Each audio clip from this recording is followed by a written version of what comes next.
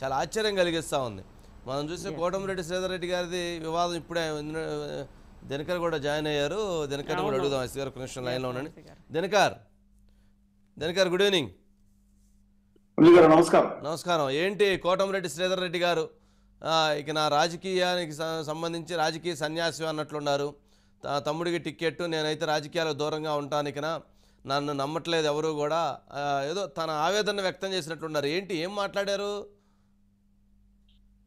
వంశీ గారు దాదాపుగా కోటమిరెడ్డి శ్రీధర్ రెడ్డి సైకిల్ ని ఎక్కడం, తెలుగుదేశం పార్టీలో జాయిన్ కావడం ఇక కొద్ది టైమే ఉన్నట్టు కనిపిస్తుంది స్పష్టంగా.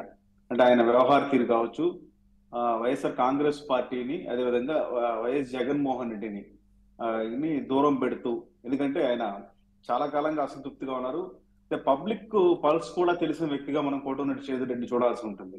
ఎందుకంటే కోటమిరెడ్డి శ్రీధర్ రెడ్డి ఎప్పుడు కూడా రాజకీయ లెక్కలు వేసుకోవడంలో కొంత సక్సెస్ఫుల్ గా రాజకీయ లెక్కలు వేస్తారని చెప్పి కూడా ప్రచారం ఉంది. ఈ నేపథ్యంలో వైఎస్ఆర్ కాంగ్రెస్ పార్టీకి, ముఖ్యంగా వైఎస్ జగన్మోహన్ రెడ్డికి గ్రాఫ్ దారుణంగా పడిపోతూ ఉంది.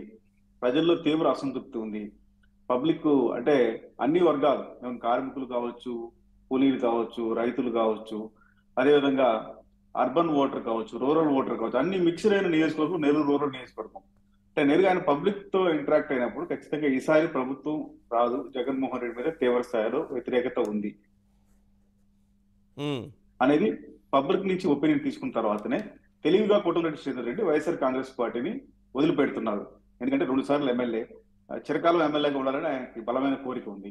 సో ఇప్పటికీ కోటమిరెడ్డి గిరిధర్ రెడ్డికి టికెట్ అడుగుతున్నప్పటికీ కూడా చివరి క్షణంలో కోటమిరెడ్డి శ్రీధర్ రెడ్డి అభ్యర్థి అవుతాడు అనేది. ఇప్పటికే నెల్లూరు రూరల్ నియోజకవర్గంలో ఈసారి తెలుగుదేశం పార్టీ తరఫున నెల్లూరు రూరల్ ఎమ్మెల్యేగా తాను పోటీ చేస్తున్నాడు. కోటమిరెడ్డి శ్రీధర్ రెడ్డి అనే వ్యక్తి పోటీ చేస్తాడు.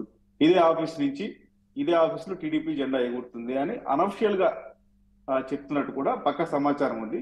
దీనికి సంబంధించి వైసీపీ కూడా తన ప్రయత్నం తాను చేసుకుంటుంది. ఆనం విజయ్ కుమార్ రెడ్డిని, ఆదాల ప్రభాకర్ రెడ్డిని, వేమిరెడ్డి ప్రభాకర్ రెడ్డిని, ఇట్లాగా ఎవరినో ఒకరిని గత అంటే 1-2 రోజుల్లోనే కొత్త ఇన్ఛార్జ్ గా నియమించే పరిస్థితి కనిపిస్తుంది. సో మీరు అన్నట్టు అసలు ఓటర్ సర్వే, ఇంకో ఓటర్ సర్వే, ఏదైనా సరే ఖచ్చితంగా ప్రజల్లో వ్యతిరేకత, అసంతృప్తి వైఎస్ జగన్మోహన్ రెడ్డి మీద స్పష్టంగా కనిపిస్తుంది. కాబట్టి రాజు మీద ఉన్న సైనికులు లాంటి మంత్రులు విశ్వాసం కోల్పోయినప్పుడు ఆ ప్రభుత్వం అంటే ఆ రాజ్యం ఎక్కువ కాలం మనలేదు. అందుకని వైఎస్ఆర్ కాంగ్రెస్ పార్టీకి సంబంధించి తీవ్ర వ్యతిరేకత ఉంది పబ్లిక్ లో అనేది. ఏ సర్వే అయినా సరే, కామన్ మ్యాన్ సర్వే కావచ్చు, ఏదైనా సరే కానీ స్పష్టంగా కనిపిస్తుంది. అందులో భాగంగానే ఆనం రామనారాయణ రెడ్డి కావచ్చు, కోటమిరెడ్డి శ్రీధర్ రెడ్డి కావచ్చు, కడప తర్వాత బలంగా ఉండే ఒక కంచుకోట్లాగా ఉండే వైసీపీకి, అలాంటి నెల్లూరు జిల్లాలోని ఈసారి పాత నెల్లూరు జిల్లాలో 10 స్థానాల్లో 7-8 చోట్ల తెలుగుదేశం పార్టీకి సానుకూల రిజల్ట్ రాబోతుందని వస్తున్న సర్వేలే వైసీపీలో ఎంత వ్యతిరేకత ఉంది,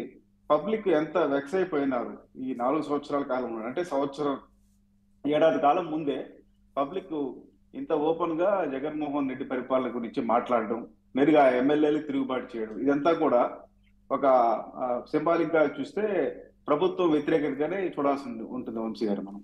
ఓకే, రైట్. అంటే ఆయన సైకిల్ ఎక్కడం కన్ఫర్మ్ అయిపోయింది అంటావా? అంటే ఇంకా సంవత్సరం ఉండగా ఇప్పుడే ఎందుకు కట్